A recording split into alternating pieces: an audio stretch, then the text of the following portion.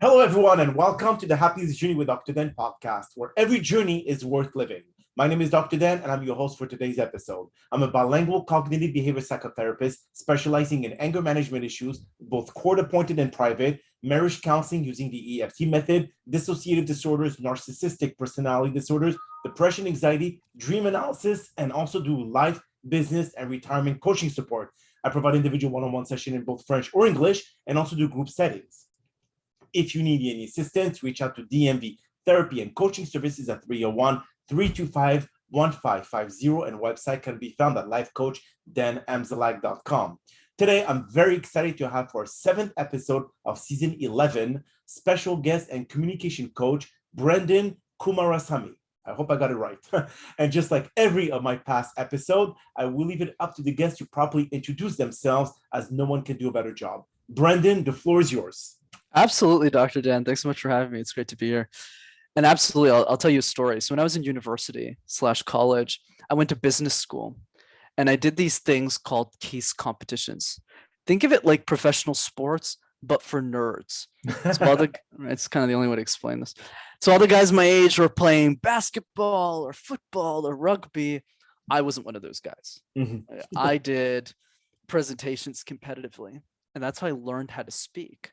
But as I grew up, I started coaching a lot of the students in university on how they can communicate ideas effectively, mostly for free back then. And that experience gave me the idea for the YouTube channel MasterTalk, because I realized that everything that I was sharing with them wasn't really available for free on the internet. So I started making videos, and then a few years later turned to a business and a movement. Beautiful. Now, I know that we have something in common. You live in Montreal. Is that correct? Okay, as you know, I lived in Montreal for over 23 years, a beautiful, beautiful city, except the wintertime. But overall, it has like beautiful festivals during the summer, the Jazz Festival, Just for Laugh Festival. So if anyone here, listeners, like to go and visit Montreal during June and July, because winter starts in August, you should go and definitely visit and enjoy the music and different fun things to do in Montreal. It's gorgeous out there, but like I said, it's very limited when it comes to the winter. But if you love skiing, then the winter is for you for sure. Anyway, so the communication coach part, I know that a lot of people, and this is what they tell me, they fear to do public speaking. So how did you overcome that fear? And I know that you have the experience because you've done a lot of practice, but for those who want to start and go into public speaking, what is the best approach to take? Absolutely. I would say the first step is acknowledging that the fear will always be there. So what does that mean, Dan? In the context of my work, I'm still scared of communication too. It's just the level is different. So I'll give you an example. Let's say we're having lunch in good old Montreal, and Elon Musk calls me. And he goes, Brend, I really like your YouTube channel. Do you want to coach me? I'll pay you whatever you want. Would I be nervous? Yeah, I'll probably be a little bit scared. So we all have levels in which we're afraid of communication. So the key is to acknowledge that. But the other piece is realizing that it's not a game of removing, but rather beating, outweighing. What do I mean by that? Let's imagine a boxing match, Dan. One side of the ring is the fear, and the other side of the ring is the message. Why is this important to share with people? And the goal, once again, is not to kill the fear, but rather make sure that when your message and your fear meet in the middle of that boxing match, that your message gets the knockout punch, that your message wins the match. And that's the way that we need to think about it. So when you say the message, which is what you want to teach to the crowd, what kind of value you want to give them when you go there, is that correct? Absolutely. And the way that we figure that out is through this question. How would your life change if you were an exceptional communicator? A lot of communication, Dan, to your point, is centered on negativity, stress, anxiety. We're not going to get better if our frame of mind is that. Instead, figure it out. Even if it's the smallest thing, you don't have to change the world. It could be having a better relationship with your mother. Figure out what is that small piece and use that as motivation to overcome the fear. I see. Okay. So the one thing as well, and this is what some mentor of mine trained me when I was trying to do public speaking, they said that when you look at a crowd and you see them just looking at you back, and you say to yourself, they paid tickets to be able to be here for something that I have to teach them. That in itself gives you the level of confidence to be able to be in front of this crowd. And also they told me that if, let's say before usually before the public speaking, you talk to a lot of people in a crowd, you interact, you mingle, you network. So they said that the one that you connected the most with, try to find them in a crowd and just aim at them. And that alleviate the fear of having 1,000 or 2,000 people in the crowd having to talk to them. Is that a strategy that you have used? I love that strategy, Dan. I think your mentor is definitely on point there. The only thing I would add though is I'm a big believer, and that's why you'll hear a lot of my ideas are a bit different than most other people in my industry. I'm a big fan of easy wins. So if somebody comes up to me and says, "Oh, Brenden, I'm nervous. I need to speak in front of 1,000 people," my response is just, relax. How about we get 5 people and just present first to them? Let's just oh, okay. So you don't have to go straight to 1,000. Like, it's like me, as you can tell, I'm not the oldest guest you've had on your podcast. I didn't start with CEOs of companies. I didn't start with big executives who are in their 50s and coaching them. No, I started with 15-year-old girls and boys. And then I coached people my own age. Then I coached people who are a bit older than me, who were technology CEOs because they were building startups. And then through that executive experience, then I started coaching everyone else. So you don't have to start with 1,000 people. You don't have to go like, oh my God, I have to do this. Start with 2 people. My first keynote was literally in front of my 2 friends. And then it became 8, 16, and obviously blew up from there. So the fact that you're being called to be able to present in front of like 500 people or even 10 or whatever it is it the feel that you have when they contact you because they seek your level of knowledge or professionalism, that in itself should bring kind of like an ego boost of some sort to be able to, be there and knowing that they seek your assistance. So that should kind of like supersede the fear that you have in presenting to them because they came to see you, they asked for you, you didn't go and seek them. That the change of mindset or dynamic, has it an impact on how you should perceive your presentation in front of others? I love that approach, Dan. You're absolutely right. If people come to you, it means they want your help because they don't have any other option. They're picking Correct. you. They want you to do it. And if not you, who else? Then who? Then who's going to do it? So I definitely believe that's a big part. But I also am a big believer in the quote by Ali Gadet, who's the son of the author of Solve for Happy.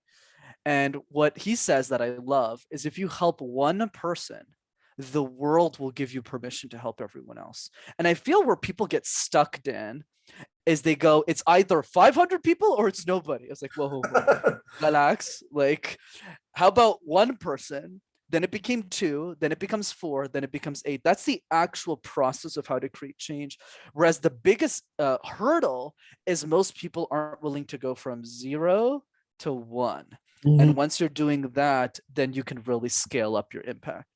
But the fact that people, when you mentioned going from 1, 2, 5, 10, 20, 100, whatever it is, do you think that in itself, when you present to only one, they don't find this to be satisfying enough for them to say that I've acquired the level of Tony Robbins, for example, or Zig Ziglar, or whoever else is out there in terms of like public speakers? So do you think that for them, it's either all or nothing?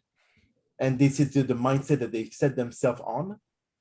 I definitely think for some people that's absolutely correct. And that's not just with communication. And I'm sure you would agree, it's with every area of life. We always look at the very successful marriage at the end. We always look at the very successful basketball player at the end. We always look at the very successful business owner, the Mark Zuckerberg, at the end, but we don't look at the beginning.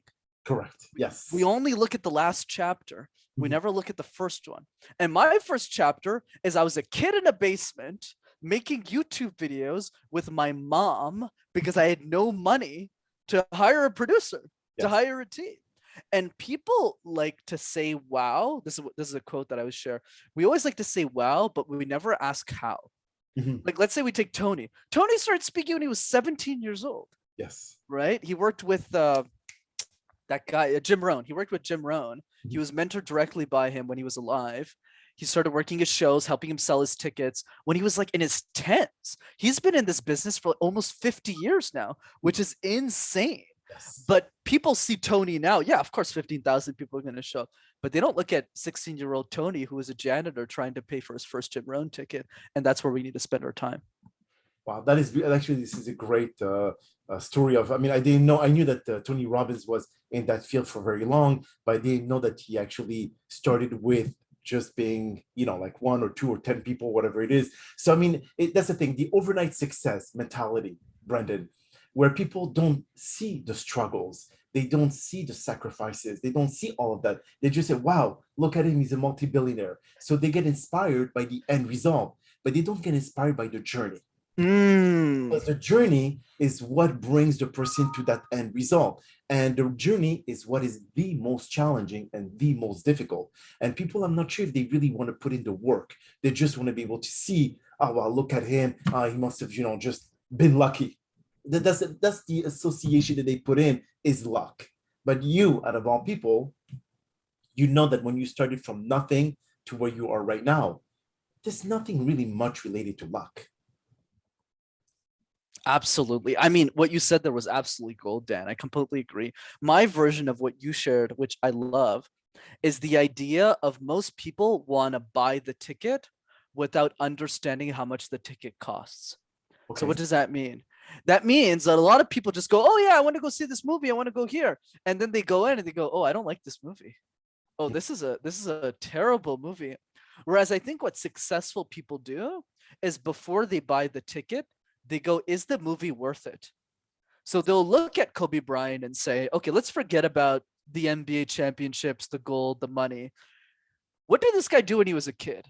So I do this actually in live presentations. I always tell people, raise your hand if you know Kobe Bryant is, and everyone raises their hand in. Mm-hmm.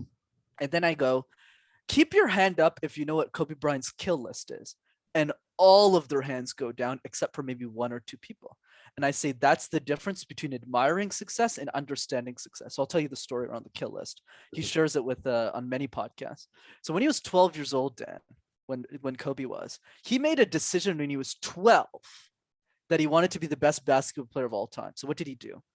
He made a list of the top 50 basketball players in their 10s in America. And every time he went to a basketball game, he would always go, what is this guy doing? What is that person doing? What is that person doing? So by the time he was 15 years old, he was number 1 on that list. And then he got drafted into the NBA after high school. So when I saw that story, I was like, there's no way in hell Brendan's going to be a basketball player. Right? Yes. But then when I looked at YouTube, I said, okay, I looked at all the successful YouTubers. I say, okay, they're willing to play for 10 years. They're willing to post once a week. They want to invest real money into the channel, even if it doesn't succeed. And I said, you know what? I looked at all of the pain and I said, let's buy the ticket. And I did it. That's why I became successful. Interesting. I mean, when you talk about YouTubers, I mean, when you look at the many, very successful ones that, like, if you look at Mr. Beast, he has like 50 million subscribers. I think he's the one. But also, it's not just the subscriber list or anything. It's also understanding YouTube, understanding the algorithm, because it's not really just, okay, you're doing videos, you're giving away Lamborghinis, you're giving away $100,000 to this or that, and then eventually you'll get the subscribers. It's just that he understands how to be able to get his videos on number 1 list. So it's also the mechanics behind what you see on your screen. So the I would say the homework that a lot of people are not really willing to invest time on. And so how, when you go and talk to the CEOs of like startups and all that, and you mentioned this in the beginning, Brenden, where when you look at those who have somewhat are in the process of succeeding, like no one really knows the future. So they come to you, they say, okay, this is my problem, Brenden. I do not know how to manage my staff. I don't know how to do this. I don't know how to do that. So they come to you because they don't know how to do things, but they also know how to do a lot of other things. Okay. So the thing is, how do you change their mindset in focusing more on the things they know how to do versus the things they don't know how to do? Love that question. So I would say there's a couple of things. The first one, which ties into the admission price analogy we talked about, people don't want to go after the success. The question I have for everyone to think about, Dan, is if you could only accomplish 3 things before you die, only 3 things, what would you want those 3 things to be and why? Mm-hmm. And this is a question most people are listening to us don't really think about, Because they go, I want to do this, I want to do that, I want to do this, I want to do that. I go, what if you can only do 3 things? They go, shit. Now I really got to think about it. Yes. Right. So I would encourage people to do that, because then you'll figure out what you can actually do. Because you can't be a successful YouTuber, a successful basketball player, and all like these 7 things. Sure, maybe you can if you get good at one of them and then you have a team and all that stuff. But I would say for the most part, you got to realize, out of all the things you want to do, what is the one thing that is a non-negotiable? And for me, that one thing was the coaching business and YouTube. That's a non-negotiable. Okay. So that's why I put all my energy. That's why I was able to get traction quickly. But the other piece to your question, Dan, which is, how do we get people to focus on what they know versus what they don't know? So there's a couple of leading questions, but I'd love your thoughts on this as well, because you're obviously an expert in that area too. I would say for me, I remind my clients about their past successes, because the biggest problem with high performers, I'm talking like the creme de la creme, the people who are really good, they don't celebrate at all, including me. That's why I'm great at coaching it, because I understand it. So we get successful. Like I hit a big milestone in my career today, and I celebrated it for like 5 minutes, and I just said, okay, I have a podcast. And so it's just reminding them. So I asked them a question like this: what is your proudest accomplishment in your life? Mm-hmm. I just had them ask themselves that question. And why is that? And I asked them, why is that important to you? Why is that important to you? And they go, it was so hard. It was so terrible. And they go, well, is that easier or harder than communication? They go, well, that's harder than communication. So, well, communication is going to be a joke. Let's do it. That's a good approach. Yes. But here's the thing. We are our own worst self-critic. Even if we do, like, even when you accomplish something incredible, you tap yourself on your shoulder, congratulations, up to the next big project, whatever it is. So we don't take the time to really appreciate our effort, our hard work, because the most important commodity in this life is time. Because once you lose it, or once you waste it, you can never get it back. You could lose your money, you could lose your house, your cars, whatever it is. You could find a way to get them back.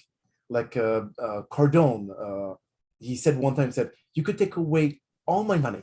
You could take away everything I have. But since I was able to do it 10 years ago, I can do it again now. Okay. So the reality is that, when can we just allow ourselves to press the brakes and just say, you know what? I've done something great. Let me enjoy it. Let me share with my family. Let me do this. Let me do that. And then you could start focusing on other things. But we don't give ourselves that time, because we always are on the treadmill of a race of life, whatever you want to call it, and it never ends. So is there a way to kind of like, I don't know, switch off that kind of thing in the mind? I think it's hard to switch off personally, even for me, because I have a coach who forces me to do this, or else I wouldn't do it, to be honest. And I coach other people to do it. So we're all coaching each other pretty much. But what I would say is there is a strategy to hold ourselves accountable to this. And one thing that I do is I make a list of all of my wins. I got this from Dan Sullivan from Strategic Coach. So you make a list of all of the wins that you got in the past month. I can't do it weekly. It drives me crazy. Yes. But every month I do it. Every quarter I do it, because it allows me. And then I take that moment to really celebrate. And the other piece that I do is, next to each celebration, you write out, like, how are you going to celebrate this? So for example, for the milestone I hit today in my career, I'm going to be taking 9 days off. I'm going on a vacation with my family. It's going to be great. And another piece that I like to say, and that my coach taught me, Vamsi did, is what we appreciate appreciates more. So there's also another piece to this, is if we actually don't celebrate the wins, and that's what got me to do this, is when you take the time to appreciate the wins, you get more success out of life. Versus when you don't actually celebrate it and you get more things, more accomplishments, they actually become very meaningless, because you don't actually take the time to celebrate them. So that's the other piece to that as well. That actually is a good way to look at it, Brenden, because again, despite the fact that we always are pursuing some sort of success, because we always compare ourselves to what the other person did, the people, the YouTubers, the people on TikTok, the people on social media, and we'll say, oh, well, he has that or she has that, why not me? So then you always jump on that treadmill, you press the accelerator, you could barely catch up, but yet when you don't achieve your success, or when you don't achieve your goal, you go into depression. And then when you spiral down into the abyss of this depression, you cannot get out of it. So the thing is that you teach people how to do it, but don't you also yourself deal with the same challenges on a day-to-day basis? 100%, brother. And to be frank, that's why most of my coaching that I get paid to do is really communication related. That I'm 100% aligned with, and that's what I'm really good at. But I would say in the context of my own insecurities, what I need to overcome. Absolutely. I've always believed in the idea, Dan, I'm sure you agree, that the best coaches have coaches. Yes, Tony, right? Coach Bob Proctor had one. Everyone has one. Yes. Well, we all have one, right? So same thing with me, right? And I pay him a hefty penny, much more than what I charge clients. So yes, I definitely think the best coaches also have coaches behind them who are supporting them in their journey. But what I will also say for those who are listening who might not be able to afford coaches just yet, because I remember I was there a few years ago, I would say apply the 10% rule. So the 10% rule just means that 10% of whatever you make in life, I don't care if it's 50,000 or 500,000, you should always take 10% of that money and invest it somewhere into yourself. So if you're making $50,000 a year, let's say after tax, especially in Quebec, as you know, yeah, you're probably left with like $7 or something. but you know, with that money you have, let's say it's 20, 25,000. Force yourself to say, what am I going to do $2,000 this year? And it doesn't necessarily need to be a coach. It could be like a karate class you might take every month.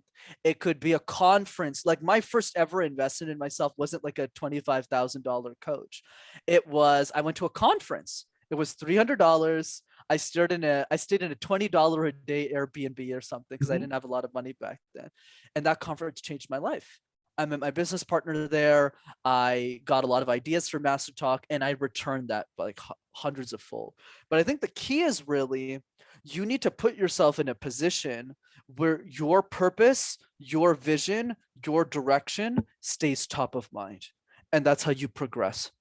Beautiful. And now when it comes to your presentation or your speeches or your public speaking, do you do primarily all over Canada, or is it also the US and the world? Or what do you, I mean, because obviously each country have a specific mindset or culture that is different than North America. So what you teach, do you have to adapt to the country's culture, or how does that work in terms of how you present? Love that question, Dan. I would say right now, most of my clients are mostly States and Australia. That's probably the two countries. You'd be surprised, as you know, like in Canada, not a lot of people have an appetite for this kind of stuff. Yes. They're not really into personal development as much. Correct. But New York, Florida, love those people. Easy. Absolutely. So I would say in that context, there's different layers. So I would say the easy stuff that we can talk about today is really the idea of exercise that everyone should be doing. Sending video messages to people that you love, to clients that you serve. Easy, people never do it. It's good to build momentum. You don't need to post on social, just do that.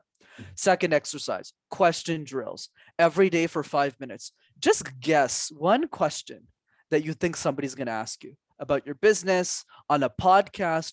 Write out the answer. If you do that once a day for a year, you'll have answered hundreds of questions about your expertise. You'll be unstoppable. Nobody does this. And the third piece is just practice the random word exercise. Take a word, make a presentation. Phone. Okay, my phone is blah, blah, blah, blah, blah. Tissue box, make a presentation. Do that 100 times. You'll have done it 100 times more than anyone else in your industry. So to answer your question, Dan, everybody in the world should just be doing that. If you do those three things, you'll get way better at communication because it's all about consistency. Nobody practices consistently. Yes, correct. Exactly. But in terms of cultural differences, what I'll say is it's more about the case-by-case individual. So I coach a lot of people in the Orthodox Jewish community. So there's a lot of things you can't do with that community. Correct, like you can't talk about 18 plus content. So there's a different nuances. Japan too, there's a bunch of different nuances there. But yeah, it's case by case there. I see. And it's interesting that you say that you do to the Orthodox community, because I'm Jewish myself. And but when you say you present or you try to teach them, are they more close? I mean, they should not be more close-minded because they come to you and they want to learn. So where do you see what topic not to cover with them? Yeah, so for them, it's more about, and you're right, it's not as bad as because the people who reach out are in the 1 or 2% of that community who really want the help. Yes. And it's also great for business because obviously they introduce you to their close community. Absolutely, yes. They're the only person. So it's worked well for me. I'm super grateful. They're awesome. I would say it's more of a discussion. So for example, and this is why it's important to be empathetic to people. Like for me, empathy is not about communicating to the person you are. It's about communicating to the person you used to be. That's what empathy is. That's interesting. So, right. So for them, if they make different requests, like, we can't be paired up with women, or we can't do this, it's not a bad thing necessarily. It's more about listening. And then I listen to them and I go, oh, that makes perfect sense. Yeah. Okay. Like, and so it's all about having that understanding. But I would say the big nuance with that specific community is really just, you can't talk about like drugs or just, and that's very like legitimate. It's not like I talk about those things anyways in my coaching program. But yeah, and then the last thing is just, you can't have class on Saturdays because of Shabbat. Yes, definitely. Oh, it's actually a good point. Now, in terms of how can any of our listeners who are paying attention to everything that you said and all the great resources and advice that you provided, if someone needs to be able to seek your help, how can they reach out to you, Brenden? Absolutely, Dan. This is such a great conversation. Thanks so much for having me. My pleasure. I rarely do interviews with people who are in Montreal. So I mean, who lived in Montreal. So it's awesome. So 2 ways to keep in touch. The first one is definitely the MasterTalk YouTube channel. Just go on YouTube, type MasterTalk. You'll have access to free videos there. And the second way is for those who are interested in joining one of my Zoom calls that are free. I do one every 3 weeks. Okay. It's a free training on communication. It's live, it's interactive, it's fun. And you can register at rockstarcommunicator.com. Now, when someone gets your help or your assistance, do you also give them ways to be able to secure gigs on, let's say, on TED Talk or any other platform? Or is it mostly, this is what the skills, I'm giving you the skills, but the rest of the marketing is really up to you? Absolutely. So every coach is different. I would say for me, the focus is really to breed world champion communicators. Okay. So my programs are really focused on making someone absolutely exceptional. So we remove all their filler words, we get them to smile. I'm very tough love. But then based on that, then they find their own speak engagements. Correct. Excellent. And on Facebook and Instagram, Twitter, are you also a part of it, or you focus primarily on certain platforms that are much more beneficial to you? Yeah, I would say for me, YouTube and LinkedIn would probably be the two big ones. YouTube, I'm easy to find because it's just MasterTalk. Yes. LinkedIn's a bit harder because you have to know how to pronounce my full name, which is tougher. Yeah. But if you can figure it out, I'll 100% answer you on LinkedIn. Excellent. Well, but anyway, on the description of this podcast, when I publish it, I will add your all your contact information as well. So if anyone listens to it, or well, we have over 200,000 listeners, but whoever gets the interest to be able to seek out your help, they'll be able to go and know where or what social media username or account that you have, or even links to YouTube. So that will facilitate the process for them to be able to seek your help. But on that note, Brenden, that is all the time that we have for today's podcast. And I really appreciate you taking the time out of your very busy schedule to join us. And thank you again for participating and inspiring our many listeners with your incredible story. Now, we hope that you've all enjoyed today's episode. And I'm so very excited about the many upcoming guests that we have scheduled for season 11 of the Happiness Journey podcast, filled with inspirational stories, just like the one that you listened to today. Now, here are some concluding words of wisdom. Fear is not real. It is a product of thoughts you create. Do not misunderstand me. Danger is very real, but fear is a choice. Now, to overcome fear, you must do the things you fear the most and continue to do so. This is the quickest and surest way to all victory over fear. Now, one of the greatest discoveries a man makes, one of his great surprises, is to find he can do what he's afraid he couldn't do. This illusion you create from within is what keeps you prisoner from exploring what you do best. Now, if you are afraid to stand in front of 1,000 people to share your knowledge for those who came to learn from you, always remember that they secured that spot in that amphitheater to absorb your knowledge. That in itself should eradicate any fear you may have about achieving greatness. Now, do not let limiting belief hinder your life accomplishment. You are better than that. My name is Dr. Danamzallag, and you may all keep pursuing your amazing journey in life.